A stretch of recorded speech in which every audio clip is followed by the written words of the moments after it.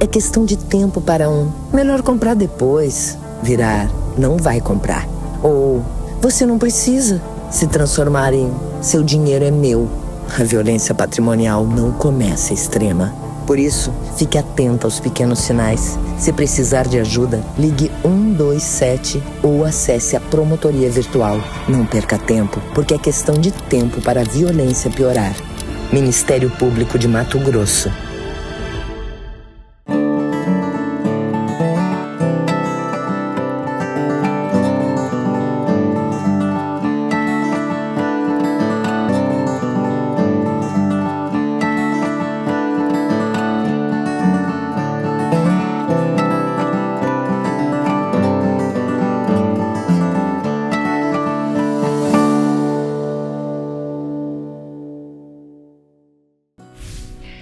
Oi, tudo bem com você?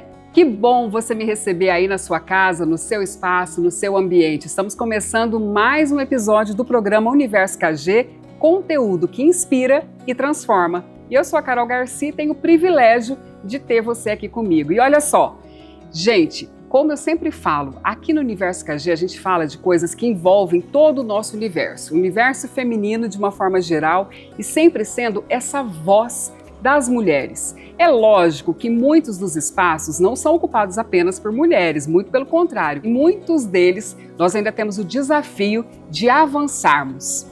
E hoje eu quero trazer para você um assunto que tem tudo a ver com a sua vida, o papel do Ministério Público do Estado e mais, como esse papel tem impactado diretamente o nosso dia a dia, a nossa vida.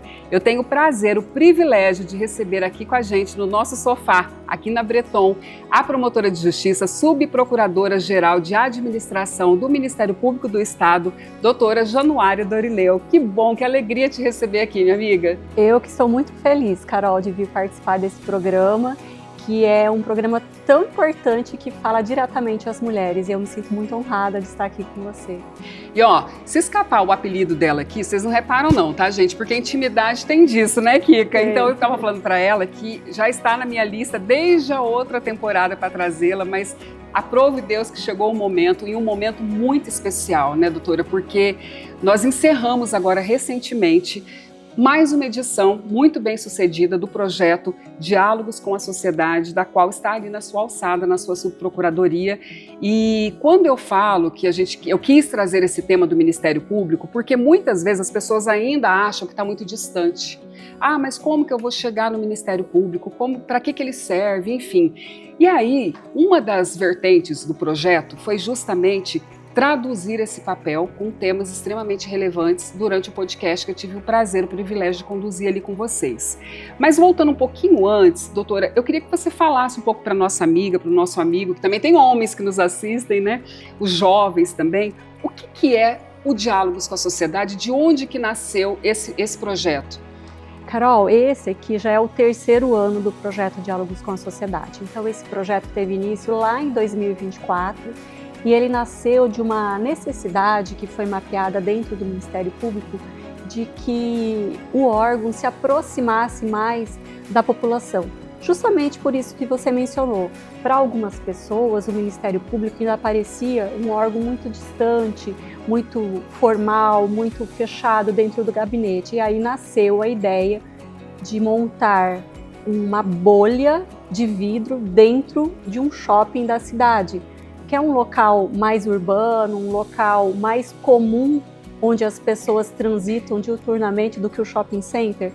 Então daí nasceu a ideia de sair do gabinete, ir até o shopping, levar à sociedade informação e ouvir também a sociedade, porque o Ministério Público existe porque há uma sociedade a quem o Ministério Público deve servir.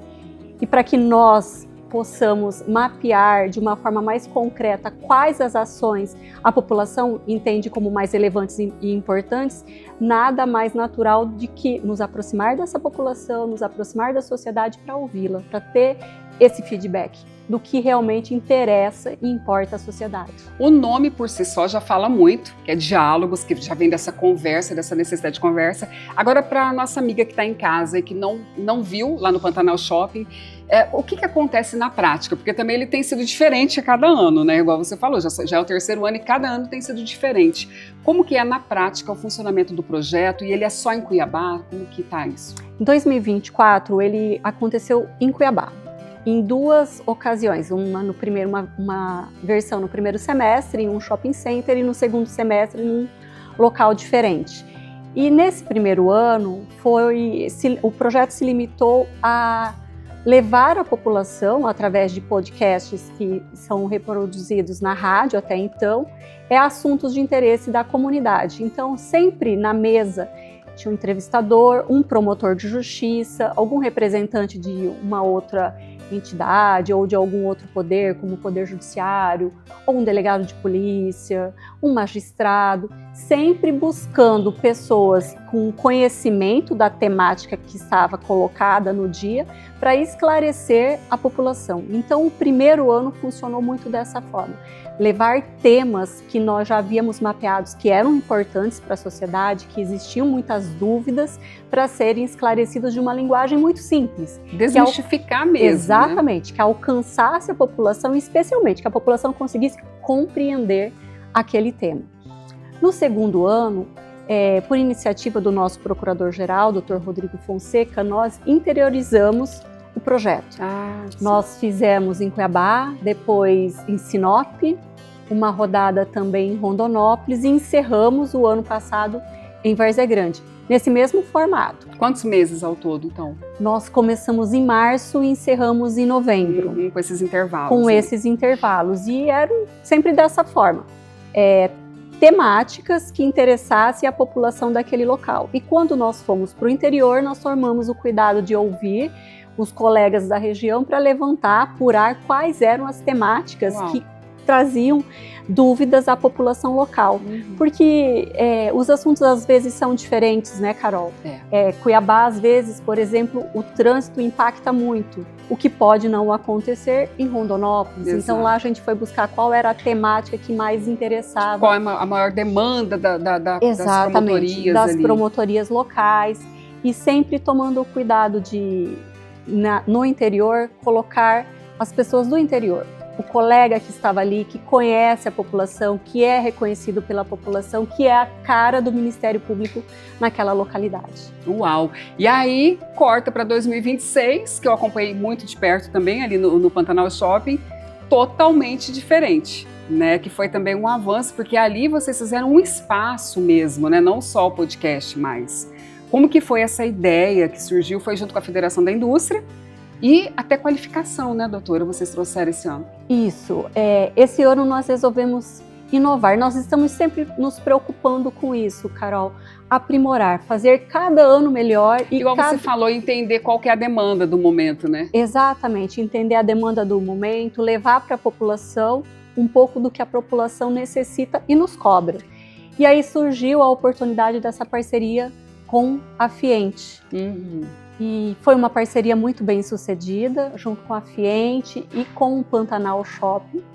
E o Pantanal Shopping é uma empresa de muita responsabilidade social. Eu vejo que eles se preocupam muito com isso. E eles nos cederam um espaço maravilhoso. E com aquele espaço, nós reformulamos as nossas ideias. Porque com a parceria do Pantanal Shopping e da Fiente, que nos forneceu inúmeras oportunidades, por exemplo, de levar balcão de empregos, treinamento para as mulheres, nós acrescentamos e o espaço passou-se a ser denominado MP por elas. Então, além da ideia original que permaneceu, que era de levar informação à população, por ter começado no mês de março, que usualmente é temático voltado às mulheres, nós nos preocupamos também de montar ali naquele espaço um memorial às vítimas de feminicídio, que infelizmente ainda é um tema que em nosso estado ainda é muito premente. Mato Grosso, infelizmente, ainda ostenta, né, esse título que tanto nos entristece de estado que mais mata mulheres. E nós, enquanto representantes do Ministério Público, entendemos que nós precisávamos fazer mais.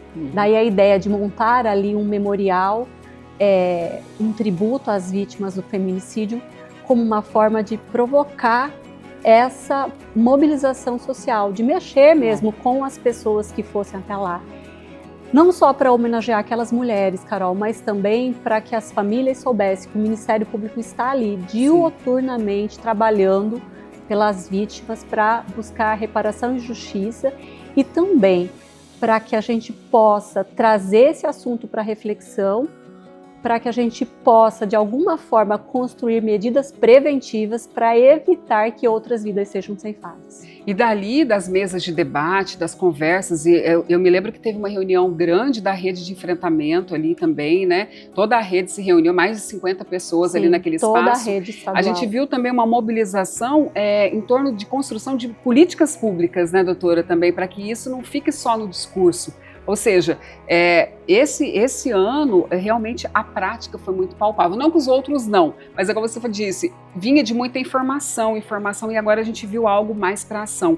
Ali a gente viu, por exemplo, como o empreendedorismo acaba sendo uma saída para essas mulheres, né? A própria capacitação que vocês ofereceram veio desse lugar? Veio. A prática diária de atuar em processos de violência contra a mulher, violência doméstica familiar, nos revela que essa temática tem muitas nuances. É julgamento comum dizer que a mulher não sai da relação porque não quer. Infelizmente, a gente ouve muito pré-julgamento de que a mulher gosta de apanhar, mas as pessoas não têm a noção da complexidade que é a violência doméstica e familiar contra a mulher. Como eu disse, são muitas nuances. A mulher permanece naquela relação por dependência emocional e também por dependência financeira. Sim. As pesquisas mais recentes mostram que quase 50% das mulheres que não saem de uma relação são exatamente por depender financeiramente do agressor.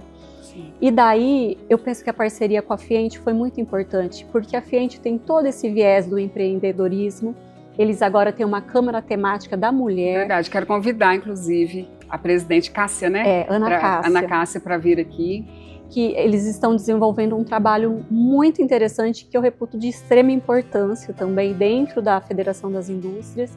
E aí, com essa parceria, nós buscamos também, além de levar a informação, proporcionar às mulheres, e aí não só as vítimas de violência, né? Mas todas as mulheres que procuraram esse espaço MP por Elas. Nós ficamos lá no Pantanal Shopping por cerca de 30 dias, foram mais de 300 mulheres qualificadas em diversos cursos, fizemos parceria não só com a Fiente, mas com a IEL, nós tínhamos balcão de emprego lá exclusivo para mulheres, fizemos parceria com a Prefeitura Municipal, ofertando também curso de defesa pessoal, diversos cursos de estética, todos os cursos esgotadas as vagas, Carol. Olha só que beleza. E isso nos confirmou na prática, né, o que a atuação no processo nos mostra, da necessidade de que essas mulheres sejam qualificadas para que elas tenham o direito de escolha, né, para que elas alcancem liberdade financeira, autonomia e possam escolher sair de uma relação que as fragilize ou que faça mal de alguma maneira. Agora, doutora, algumas coisas assim que chamaram muita atenção, como que a informação ela realmente é imprescindível, né? Ali em uma das mesas de debate, de conversa, inclusive quero convidá-las também. Eu fiquei apaixonada com as pautas, vi todo mundo para cá. Mas você também que já atuou muitos anos nessa área, a gente falou sobre as medidas protetivas. E uma coisa que eu achei extremamente lindo no projeto esse ano é que, apesar de avançar o ano passado, esse ano, vocês não tiraram a essência, que era o foco nas mulheres, né? Como você disse, é em março, e o enfrentamento à violência, ele continuou sendo o cerne. E em um dos bate-papos ali, eu vi a doutora Elisamar e a doutora Claire falando sobre a importância da medida protetiva, que só no ano passado foram 18 mil pedidos. E desses 18 mil pedidos, 54 mulheres foram assassinadas. Então, você imagina se não tivesse essas medidas protetivas. Por outro lado, outro número que também me impressionou é que só de janeiro até abril, meados de abril, quando estava ali o projeto ainda, já eram 5 mil pedidos de medida protetiva. Então, a informação precisa chegar para elas, né, doutora? E a comunicação tem um papel essencial nisso. Sim, a informação precisa chegar e as pessoas precisam entender, Carol, que a violência doméstica familiar não é algo que está muito distante de nós, não. Acontece muitas vezes dentro da nossa família, na porta do vizinho, na porta da frente da nossa casa, na casa de uma amiga. Então nós não podemos mais, aqui eu não falo enquanto promotora de justiça, eu falo enquanto pessoa física. Cidadã. Enquanto cidadã, nós não podemos mais não meter a colher. Nós precisamos todos nos posicionar de uma forma muito firme. Os números nos comprovam isso. 18 mil medidas protetivas ano passado, 5 mil medidas já este ano, quase 10 feminicídios e nós não estamos nem no primeiro semestre do ano. Fechado infelizmente. Ainda. Então nós precisamos sim levar cada vez mais informação e especialmente relembrar as mulheres, Carol, de que a violência contra a mulher, a violência doméstica e familiar, ela é um ciclo que escala essa violência. Ela começa muitas vezes com a violência psicológica, que é uma fala, desmerecendo a mulher, diminuindo a mulher, e isso escala para uma ameaça, para um empurrão, e infelizmente um dia pode chegar a um feminicídio. Daí a importância de que a mulher, nos primeiros sinais, denuncie. Nós temos o 127, que é o número do Ministério Público, nosso canal de denúncia, e sempre à disposição das mulheres. E durante esse período também vale lembrar que tinha uma rede de acolhimento para essa mulher lá, né? As mulheres poderiam que se sentissem, porque eu brinco sempre assim, que não tem um lugar mais urbano do que um shopping, que dá de tudo, todo gênero, idade, classe social. E ali também tinha, né? As mulheres podiam fazer denúncias lá, né? Sim. A ideia também do nosso procurador-geral, Carol, é de que nós cada vez mais facilitemos os canais de acesso às mulheres, às vítimas em geral, na verdade, né? Porque muitas mulheres ainda se sentem envergonhadas de se dirigir até uma delegacia de polícia, até o prédio do fórum, até o prédio do Ministério Público, para buscar ajuda. Então, a nossa intenção, indo para o shopping center, for facilitar para a mulher esse acesso, de uma certa forma até dissimulada, porque ela pode estar lá passeando com uma desculpa, amiga, né? Exatamente, tomando um café. E dentro do nosso espaço MP por elas, nós tínhamos uma sala reservada com uma equipe psicossocial, de assistente social e psicólogo, para receber essa mulher, ouvi-la, dar os encaminhamentos, inclusive fazer a medida protetiva ali, se necessário. E nesse período que nós ficamos lá de 30 dias, nós tivemos várias denúncias. E aí eu queria já, para a gente fechar essa parte da nossa conversa, doutora, saber, então, na prática, o Diálogos com a Sociedade, de uma forma geral, nesses 3 anos, ele já tem dado frutos. Vocês percebem isso? É palpável para o Ministério Público? O objetivo vem sendo alcançado? E já fazendo uma ponte para o futuro, o que podemos esperar para os próximos, né? Com certeza, Carol, o projeto tem rendido muitos frutos para o Ministério Público. Nós conseguimos fazer a confirmação disso através do número de acessos que nós temos tido, através do número de visualizações das campanhas, porque o projeto também tem campanhas que acontecem outdoor, busdoor, nas televisões, onde nós escolhemos normalmente 8 temáticas ao longo do ano para serem trabalhadas e divulgadas. Então a gente consegue mensurar de forma concreta a importância do projeto. Mas, Carol, mais do que resultado para o Ministério Público, eu penso que tem um resultado para a sociedade. Perfeito. Que é o verdadeiro foco, alvo, Exatamente. Né? Essa é a intenção do Ministério Público com esse projeto, diálogos com a sociedade. Doutora, dito isso, mais uma vez parabenizar pelo projeto, que realmente a gente vê esse impacto, as pessoas já esperam por isso. Cadê a bolha? Cadê o cubo? Né? E esse ano foi totalmente diferente. Fica aí já a expectativa de como vão ser as próximas. Mas agora também, gente, eu quero falar para vocês algo que talvez você que está aí não saiba. Doutora Januária Dorileu é uma mulher de legado e esse é um dos motivos pelo qual ela está aqui, porque a gente também está no quadro Mulheres de Legado. Doutora, o ano passado, quando o senhor me deu essa estratégia, esse projeto ali no Pantanal Shopping, você foi uma das palestrantes que participou, uma das painelistas, né, durante o talk show, e veio contar desse seu papel enquanto uma servidora pública posicionada no ambiente do judiciário. Né? Então, já são mais de 20 anos de carreira. 26 anos. 26 anos como promotora de justiça. E uma área também, eu gosto de trazer muitas mulheres aqui que representam lugares e ambientes em que ainda há pouca presença feminina. Na Procuradoria ainda tem uma discrepância ou não é tanto, tem aumentado? O que você percebe desses 26 anos? Você foi uma das precursoras ali, né? Nesses 26 anos aumentou significativamente o número de mulheres no Ministério Público, seja lá na nossa área finalística, que é nas promotorias de justiça, ou na área meio, onde eu me encontro agora, que é a administração. Nós temos hoje mulheres ocupando os cargos principais da administração, que eu reputo de extrema importância, Carol. E assim, é muito estratégico, o olhar feminino muda, né? Não é puxar para o nosso lado, não, mas eu acredito que até por isso tem sido mais acessível, e até mesmo o cargo da própria administração, né? Esse olhar mais humano.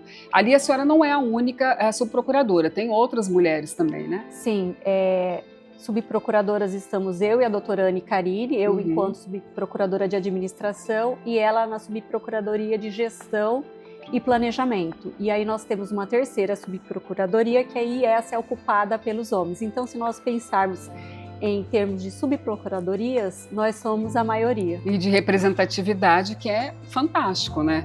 Agora, doutora, mulheres de legado são mulheres que estão, de fato, construindo um legado com propósito, com intenção. Diálogos da Sociedade está ali no seu guarda-chuva, mas ele é uma das pontas. Hoje, se você puder fazer uma avaliação do seu tempo de carreira, né? Tem algo que fala, nossa, como eu amei esse projeto? Tem alguma coisa assim que você lembra e que ainda te move? O que é o papel da promotora de justiça para você hoje, para quem está em casa, ele entender o que é trabalhar com propósito, porque eu sei que você trabalha com propósito, né? Carol, é inegável que essa temática da mulher me move muito, me mobiliza, me faz desejar continuar atuando ainda por bastante tempo, de forma que eu possa auxiliar outras mulheres, especialmente mostrando às novas gerações que é possível, sim, através do estudo, através da dedicação de um trabalho sério, correto, você ocupar os cargos importantes na seara em que você se encontra inserido e servir de inspiração para outras mulheres. Eu fico muito feliz quando eu estou, por exemplo, palestrando em uma escola e sou abordada depois por uma adolescente que me diz: o meu sonho é ser promotora de justiça. Uau. Isso, então, é combustível para que eu continue atuando, especialmente nessa área. É desafiador, porque muitas vezes as notícias diárias nos entristecem, né? Nos dão a impressão de que nós estamos sempre, para usar uma expressão comum no meu meio, enxugando gelo, porque a gente trabalha e às vezes fica com a impressão de que os índices, por exemplo, de violência contra a mulher não diminuem, mas é preciso que a gente continue fazendo o nosso papel constitucional de defesa da sociedade, e em especial essa temática de defesa da mulher. Maravilhoso, e eu quero aproveitar que agora eu já vou entrar no Momento Café e ele, você vai ficar aqui comigo, porque eu trouxe uma personagem da Bíblia que me lembra muito você, não foi à toa. Em Juízes, a gente conhece a história da juíza Débora, né, que foi uma mulher posicionada num tempo de crise em que o povo não tinha um governante, e ela assumiu esse papel de governar aquele povo, que tem muito a ver também com uma própria história de Esther, né, de um chamado ali para isso. E para você que está em casa, eu quero deixar a seguinte reflexão para você: o quanto, doutora, que ela não esperou ninguém ir lá e ungí-la, né? Vai ser levantada. Não, ela viu que o povo precisava de alguém, tanto que Débora ela é considerada uma mãe em Israel, porque ela acolheu aquele povo. E quando a gente olha para a história dela, e eu olho para essa história e vejo muito isso, e você que está em casa, você que está nos acompanhando, seja pelo YouTube, independente do seu ambiente, 3 pontos que me chamam muita atenção, doutora, aí você vai me dizer no final se faz sentido para você, ou quer acrescentar. clareza de identidade. Ela sabia quem ela era antes de ocupar qualquer espaço, né? E isso às vezes demora, mas é importante que se tenha essa clareza de identidade. Depois, a coragem para tomar decisões, a coragem para decidir. E aí, não é você terceirizar, é o que eu gosto de chamar de autorresponsabilidade. Se chegou na sua mão, faça. E talvez seja dentro da sua casa, né? Talvez no ambiente de trabalho, talvez um relacionamento com um amigo, né? Com uma amizade. E por último, uma liderança que gera paz, que gera tranquilidade, porque a palavra diz que os pacificadores serão chamados filhos de Deus, né? E a gente vê isso na história dela, e eu vejo você como essa líder que, eu até brinco assim, é impossível olhar para você e não ver você como uma mediadora, que é o papel mesmo de um promotor, né? E Débora, ela traz isso, que é uma autoridade que ela organiza, direciona e constrói. Então, porque no final de tudo, não é só sobre o lugar que se ocupa, né, doutora? Eu gosto sempre de falar isso e tenho batido nessa tecla, nas mentorias, nos treinamentos, nas palestras. Não basta ser uma mulher posicionada, é preciso ser uma mulher com presença, né? E aí eu queria a sua análise, se você conhecia essa história de Débora, se você tem essa percepção também. Conheci essa passagem bíblica, sim, Carol, e concordo com você. Não é só chegar e ocupar um posto. Às vezes o mais difícil é permanecer nesse posto e o que fazer enquanto você tem a oportunidade de ocupar aquele local. Como você disse da história de Débora, muitas vezes posições de liderança nos levam a situações em que você precisa tomar decisões difíceis. E essas decisões precisam ser tomadas. E quando chega essa ocasião, eu sempre busco me conectar com Deus para receber a inspiração, porque eu tenho certeza que assim a gente erra menos, Carol. Maravilhoso, assim a gente encerra nosso programa. Eu queria ficar aqui mais um tempão, mas quero te agradecer, minha amiga, que privilégio poder fazer parte dessa história. Sou muito honrada por carregar você aqui comigo, ter você aqui, nossa estreia, né? Primeira vez que eu tô te entrevistando. Verdade. Gente, deu frio na barriga, doutora Januária Dorileu, não é qualquer um. Doutora, muito obrigada, que Deus te abençoe. Vamos ter outros, em nome de Jesus, aqui nos próximos. Obrigada por contar um pouquinho dessa sua história e inspirar tantas mulheres como eu e a minha telespectadora. E para você, fica aqui um abraço e o convite para você continuar com a gente, porque na semana que vem a gente está de volta com o programa Universo KG, como vocês viram, conteúdo que inspira e te leva a um desejo de transformação. Aqui no SBT e também no canal do Universo KG, no YouTube, às 11h30 da manhã. Eu te espero. Esse foi mais um episódio do programa Universo KG e é lógico que eu quero te agradecer pela companhia, por me receber aí na sua casa, no seu ambiente, porque o Universo KG é feito para mulheres posicionadas, mulheres líderes ou aquelas que estão buscando o seu lugar ao sol, porque aqui no Universo KG você sempre vai encontrar conteúdo que inspira e transforma. E eu te espero!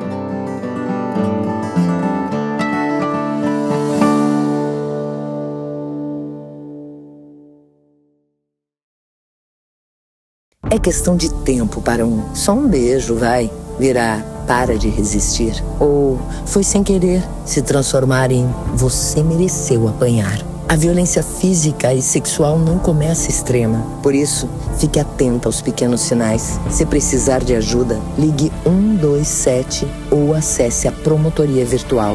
Não perca tempo, porque é questão de tempo para a violência piorar. Ministério Público de Mato Grosso.